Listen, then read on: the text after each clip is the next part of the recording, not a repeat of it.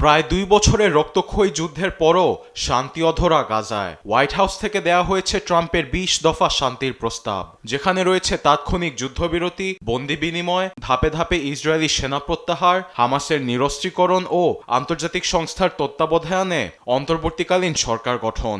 তবে গাজায় ক্ষতিগ্রস্ত মানুষের বিষয়টাকে দেখছেন ভিন্ন আঙ্গিকে। এই পরিকল্পনা শুধু ট্রাম্প ও ইসরায়েলের স্বার্থে। ওরা গাজার গ্যাস চায়, এখানে ট্রাম্প রিসোর্ট বানাতে চায়। যদি সমাধান চাইতো অনেক আগেই সমাধান করত। অন্যদিকে ইসরায়েলিরা প্রস্তাবটিকে স্বাগত জানিয়েছে, তবে তাদের মনে প্রশ্ন রয়ে গেছে, হামাস কি অস্ত্র নামিয়ে রেখে গাজা ছাড়তে রাজি হবে?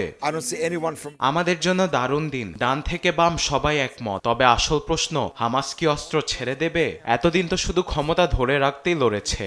এমন পরিস্থিতিতে গাজা নিয়ে প্রস্তাবিত 20 দফা চুক্তিতে সম্মতি জানাতে হামাসকে 3 থেকে 4 দিন সময় বেঁধে দিয়েছেন ডোনাল্ড ট্রাম্প। নয়তো গাজা পরিস্থিতি আরও ভয়াবহ হবে বলেও হুঁশিয়ারি দিয়েছেন তিনি। আবার জাতিসংঘে নিযুক্ত ইসরায়েলি রাষ্ট্রদূত ড্যানি ড্যানন জানান, হামাস প্রস্তাবটি প্রত্যাখ্যান করলে গাজায় সব লক্ষ্য অর্জনে ইসরায়েল পরিস্থিতি নিজ হাতে তুলে নিবে। তবে প্রস্তাবটি নিয়ে তাৎক্ষণিক প্রতিক্রিয়া জানায়নি হামাস। এদিকে কাতার, মিশর ও তুরস্কের মধ্যস্থতায় দোহায় আলোচনার টেবিলে বসছে। তবে হামাস এতে অংশ নেবে কিনা তা স্পষ্ট নয়। গাজার মানুষ যুদ্ধবিরতির আশায় দিন গুনছে, তবে হামাসের অবস্থান স্পষ্ট না হওয়া পর্যন্ত অনিশ্চয়তা কাটছে না। নিউজ ডেস্ক, দেশ টিভি।